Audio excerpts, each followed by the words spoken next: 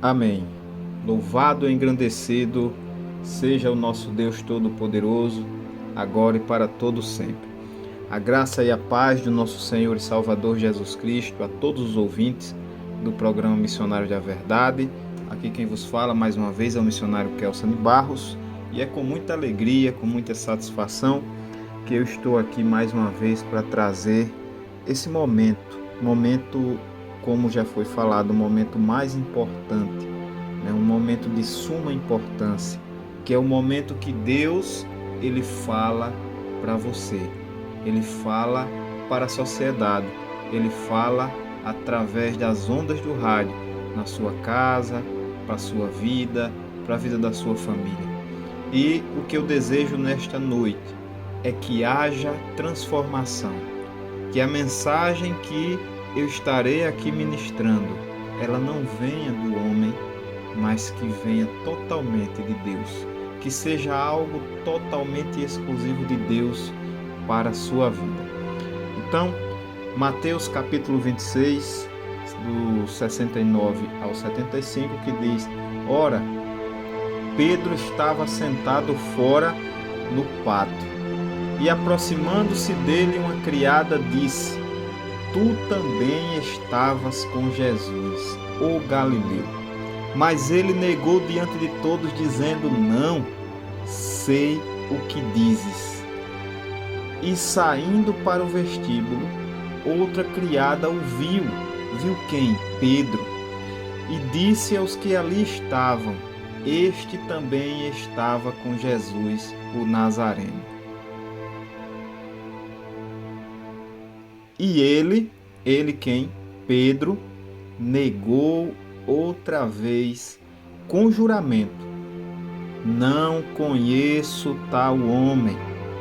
E daí a pouco, aproximando-se os que ali estavam, disseram a Pedro: Verdadeiramente, também tu és um deles, porque a tua fala te denuncia. A tua fala te denuncia. A tua vida, Pedro, te denuncia que tu é um cristão. A tua fala denuncia que tu é um cristão. Então começou ele a praguejar e a jurar, dizendo: Não conheço esse homem. E imediatamente o galo cantou, e lembrou-se Pedro das palavras de Jesus que lhe dissera: Antes que o galo cante 3 vezes, me negarás. E saindo dali, chorou amargamente. Amém. Louvado seja o nosso Deus Todo-Poderoso. Meus queridos, aqui nós conhecemos bem essa passagem, mas eu quero que os irmãos se atenham a essa parte que Pedro ele é denunciado. Pedro ele é denunciado como cristão, como um deles, como um dos que seguiam a Jesus. E a fala de Pedro denunciava, a vida de Pedro denunciava, a forma de agir de Pedro denunciava que ele era um cristão. E Pedro, ele nega a Jesus por 3 vezes. Ele diz: Eu não o conheço. Tudo isso escrito no Evangelho de Mateus, que é um dos 4 evangélicos canônicos. É o primeiro livro, do Novo Testamento, conhecido também como um dos livros sinópticos, juntamente com o Evangelho de Marcos e Lucas. Um livro que faz o relato da vida de Jesus, que faz um relato do ministério de Jesus, da morte e da ressurreição de Jesus, detalha a genealogia de Jesus e vai até a grande comissão, o envio. E nesse livro nós encontramos esse relato no qual Pedro negou a Jesus por 3 vezes. E qual era o cenário? O porquê que Pedro ele negou a Jesus? Lendo o capítulo 26 de Mateus, nós vamos observar que os sacerdotes eles estavam atentando contra a vida de Jesus. Lá em Mateus 26, no versículo 3 e 4, diz que os sacerdotes, inclusive um que se chamava Caifás, ele estavam tentando prender a Jesus. Eles estavam tentando matar a Jesus. A Bíblia diz que consultaram-se mutuamente para prenderem Jesus com dolo e matarem. Então, é um cenário de perseguição. É um cenário que estão em busca de Cristo para caçar e para matar. Nesse mesmo capítulo, Jesus ele participava da Santa Ceia. A Bíblia diz que Jesus tomou o pão, abençoou. E nesse mesmo capítulo, informa que nessa mesma noite, todos os que estavam ali com Jesus iriam se escandalizar nele. E aí Pedro se levanta e diz: Senhor, ainda que todos se escandalizem em ti, eu nunca me escandalizarei. E disse Jesus: em verdade te digo que nesta noite, antes que o galo cante 3 vezes, tu, Pedro, me negarás. E disse-lhe Pedro: ainda que me seja misto eu morrer contigo, não te negarei. E todos os discípulos disseram o mesmo. Mais adiante, nos versículos 55 e 56 do capítulo 26, nós vemos que isso não aconteceu. Os discípulos, eles fugiram. A Bíblia diz: mas tudo isso aconteceu para que se cumprisse as escrituras dos profetas. Então todos os discípulos deixaram e fugiram, inclusive Pedro. E conseguintemente prenderam a Jesus, cuspiram no rosto dele, davam punhadas, esbofeteavam e diziam: profetiza-nos, ó Cristo, quem é que te bateu? Esse era o cenário que Pedro estava quando negou a Jesus. Era um cenário de caçada aos cristãos. Era um cenário de caçada principalmente ao líder dos cristãos, Jesus.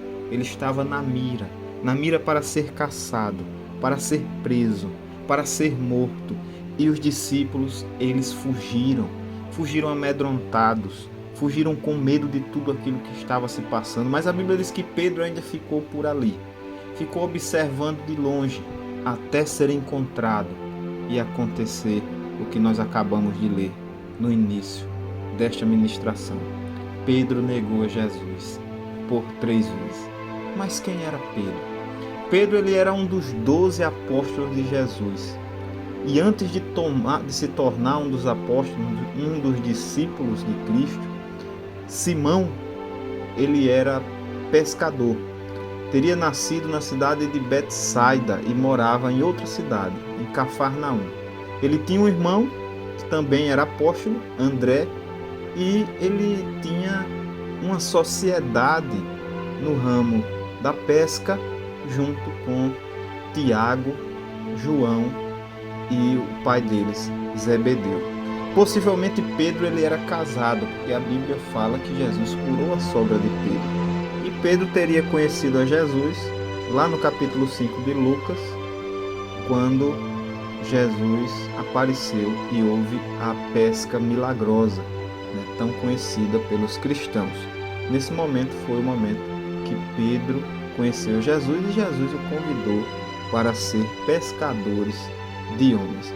Considerando todas as referências que nós temos do apóstolo Pedro, disponíveis nos 4 evangelhos, nos relatos históricos, que provavelmente Pedro ele era um homem do campo, era uma pessoa simples, uma pessoa direta, talvez impulsiva, mas era uma pessoa simples, que possuía talvez uma aptidão por liderança, que nós vemos mais à frente, Pedro tomando a liderança de início aí da igreja. Mas o que nos importa nesse momento é que Pedro, ele conhecia a Jesus. Pedro, ele andava com Cristo. Ele presenciou os milagres de Cristo. E mesmo assim, Pedro negou a Jesus. Pedro, ele viu milagres acontecerem. Pedro sabia que Jesus era o Filho de Deus. E mesmo assim, Pedro negou a Jesus. Meus queridos e amados irmãos, talvez, se fosse eu, talvez não, se fosse eu ou você, também nós teríamos negado a Jesus. Porque Pedro precisava cumprir uma profecia. A profecia precisava ser cumprida em Pedro, no apóstolo Pedro. Esse foi um dos motivos que Pedro negou a Jesus. Mas Pedro também era homem. Pedro também sentia medo. E talvez a junção, de tudo isso fez com que Pedro negasse a Jesus. Porém, meus queridos e amados irmãos, o que nos chama a atenção, como falei no início, é que Pedro era reconhecido não por ser pescador, não por ser um grande líder na época, não por ser um político, não por ser dono de empresa, não. O apóstolo Pedro, ele era reconhecido pelo seu falar, reconhecido como cristão pelo seu falar, talvez pela sua vida. E esse, meus queridos e amados irmãos, é um grande desafio para nós cristãos, sermos reconhecidos pela sociedade como cristãos. Nesse ano de 2023, assim como já vem sendo nos últimos anos e assim como vai ser nos próximos anos, a igreja tem grandes desafios, tem desafios gigantescos, tem enfrentado desafios importantes. Dentre eles, nós podemos citar o legalismo doutrinário, que tem atrapalhado também doutrinas humanas, a falta de conhecimento bíblico. Isso tem feito pessoas tomar decisões equivocadas, participar de cultos com falsos profetas, falsos mestres. O pecado dentro das igrejas, o pecado tem adentrado nas igrejas, tem consumido a fé de alguns irmãos através de escândalos. Nós sabemos que sempre existiu e sempre vai existir. O pecado, ele está em todas as áreas. Nós somos pecadores, mas nós estamos vendo uma onda de escândalos, de falsas doutrinas. Estamos vivendo uma onda de misticismos, como nunca nós vimos antes. E devemos combater biblicamente tudo isso, porque esse é um dos desafios da igreja. Esse é um dos desafios que a igreja vai enfrentar nesse ano. O pecado, dentro e fora.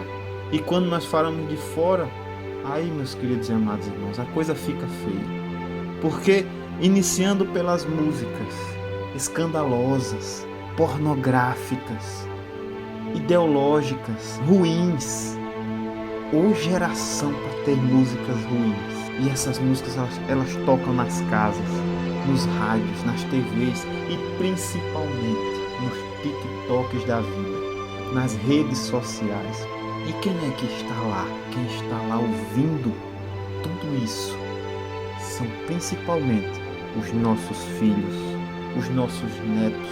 Estão consumindo esse lixo, essa podridão de músicas atuais. E qual o papel do cristão?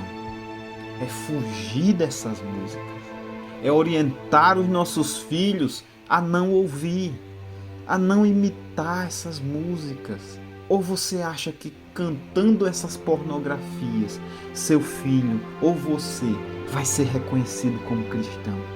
Não, não vai. Devemos ser diferentes.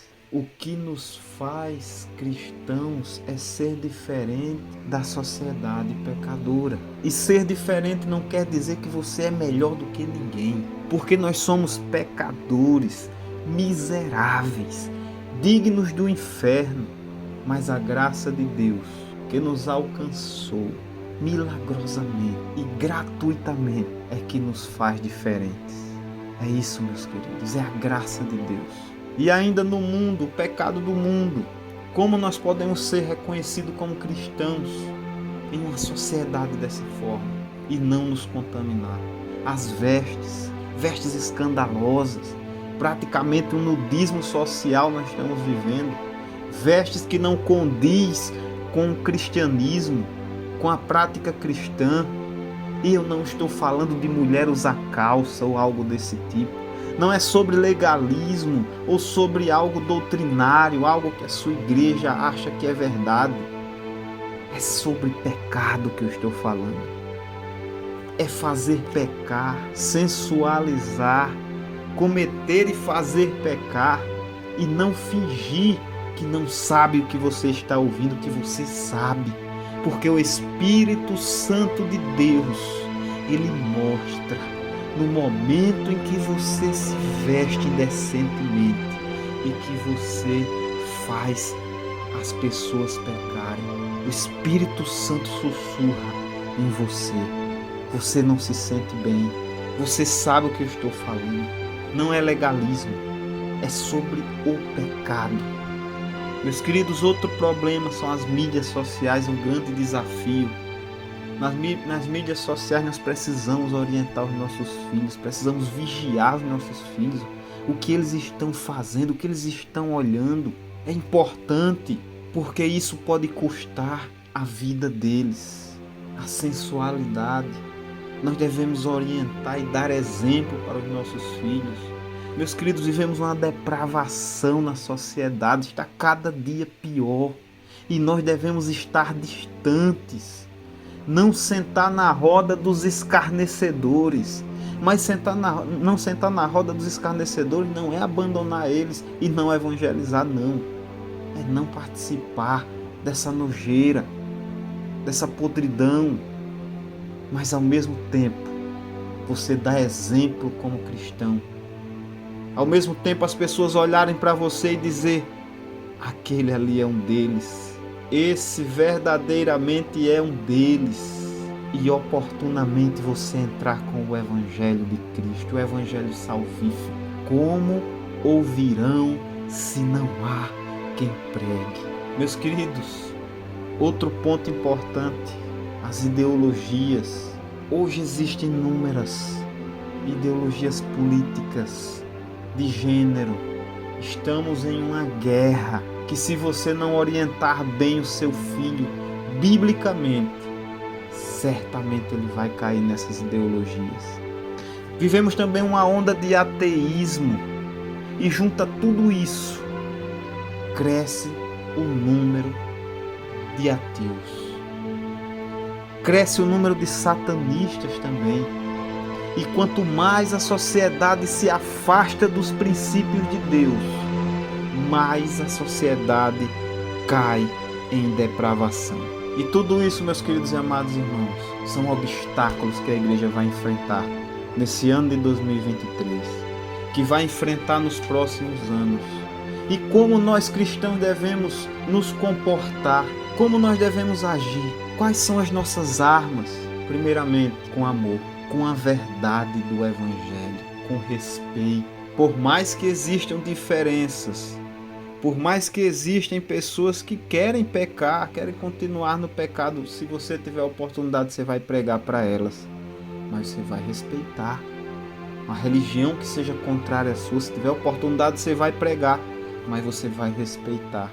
O cristão deve utilizar a arma do evangelismo e principalmente agir com seus frutos. E quais são os frutos do Espírito?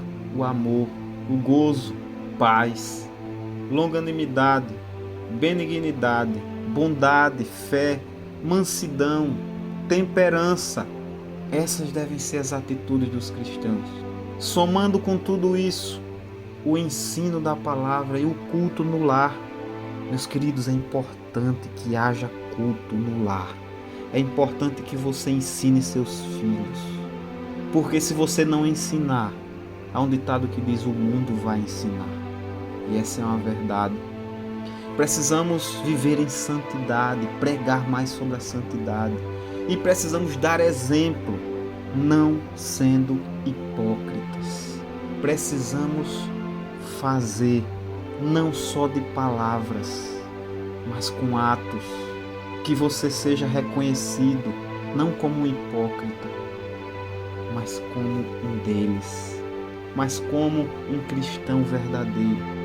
E você agindo assim, quais são as consequências? Tem consequências. As consequências é que provavelmente você vai ser perseguido. Vai haver perseguições, sim. Vai haver perseguições, pode ser no seu trabalho, no seu lar, na sua família. Há tendências de leis contrárias à palavra de Deus, intolerância religiosa. E você tem que ter discernimento para sair de tudo isso, para saber lidar com tudo isso. Você vai ser taxado como ultrapassado, como burro. Seus amigos talvez vão ter ódio de você. familiares. Mas nós não devemos nos envergonhar do Evangelho. Diante de tudo isso, meus queridos e amados irmãos, nós devemos ser cristãos. No mundo nós vamos ter sim as aflições, vamos passar por tudo isso, mas devemos continuar exalando Cristo em nossas vidas. Que as pessoas olhem para nós e vejam que somos cristãos. Nós vamos passar por provações, mas a Bíblia diz que Deus prova aqueles que Ele ama. A conduta cristã, ela sempre vai provar quem é o cristão. Assim como Pedro foi reconhecido. O exemplo vai gritar aos povos a essência do cristianismo na sua vida, assim como foi com o apóstolo Pedro. Foi assim com Pedro. Porém, Pedro negou Jesus 3 vezes. Nós vemos na história da igreja grandes mártires. Estevão não negou a Jesus. John Hus foi morto, queimado, não negou a Jesus. Policarpo também morreu queimado e não negou a Jesus. Mas era necessário Pedro negar a Jesus para se cumprir as profecias. Embora depois Pedro foi notavelmente um grande líder. Na sua primeira ministração, 3.000 pessoas se converteram a Cristo. Nós devemos fazer a diferença. Mesmo se você já tenha negado a Jesus, mesmo que você não ande com Cristo nesse momento, que você está negando a Jesus nesse momento, Cristo morreu para salvar os pecadores. Todos os pecadores? Não. Aqueles que nele crêem, aqueles que ele escolher, principalmente. A tua fala te condena, a tua fala deve te condenar, a tua vida deve te condenar a ser um cristão, mas você tem que ser como um lírio no meio desse pântano e não se contaminar, não fazer parte dessa podridão, mas continuar belo, continuar adorando a Deus e Deus recebendo a sua adoração com um cheiro suave. A tua vida deve pregar por si só, as tuas vestes, a tua conduta, a tua fala, as tuas opiniões, as tuas decisões, elas devem provar a transformação que o Espírito Santo fez na sua vida. Não é igual, nunca vai ser igual lá fora. Você é lâmpada. E a lâmpada, ela não pode ser escondida. A Bíblia diz, vós sois a luz do mundo. Não se pode esconder uma cidade edificada sobre o monte, nem se acende a candeia e coloca debaixo do alqueire, mas no velador, e dá luz a todos que estão na casa. Assim resplandeça a vossa luz diante dos homens. Uma das coisas mais terríveis, meus queridos e amados irmãos, uma das coisas mais horríveis que nós cristãos podemos ouvir é quando alguém chega para você e diz, não sabia que você era crente. Meus queridos, isso é terrível. Meu Deus, que coisa terrível. Isso jamais pode acontecer com você. Que resplandeça a luz de Cristo em sua vida. Se converta, arrependa-se dos seus pecados. Ainda há esperança para a árvore cortada. Você pode não ter forças para caminhar nessa podridão, sozinho, sozinha. Talvez desempregado, enfermo, endividado, abandonado por esposas, pais, familiares, preso nessa cela escura ou internado nesse hospital, em cima de uma cama. Me ouça nesse momento, ainda há esperança. Chegou o tempo, e é um tempo de arrependimento de pecados, um tempo de conversão, de mudança de vida. Arrependa-se. Peça perdão a Deus pelos seus pecados. Trilhe o caminho da salvação. Peça perdão a Deus. Mas, missionário, eu não tenho forças. E quem falou que é pelas suas forças? Em Mateus 11 diz, vinde a mim todos os que estão cansados e sobrecarregados, e eu vos aliviarei. Tomai sobre vós o meu jugo e aprendei de mim, porque sou manso e humilde de coração, e achei descanso para a vossa alma, porque o meu jugo é suave, o meu fardo é leve. É a graça de Deus através do Espírito Santo de Deus quem lhe convence do pecado, da justiça, do juízo.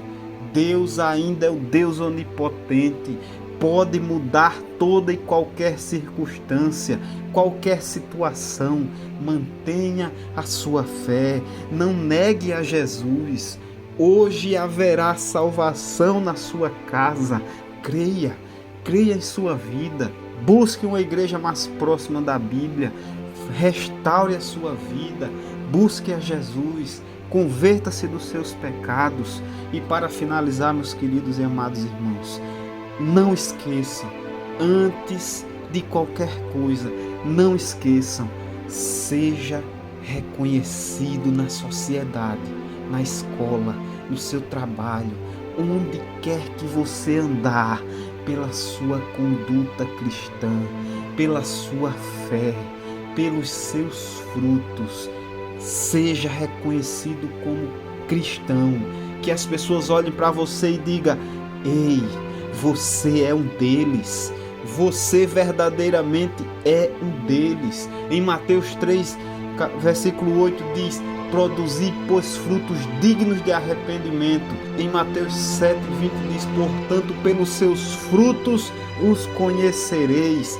E para finalizar, toda a árvore que não dá um bom fruto, corta-se e é lançada no fogo. Toda árvore que não dá fruto é cortada e jogada no fogo. É tempo de arrependimento.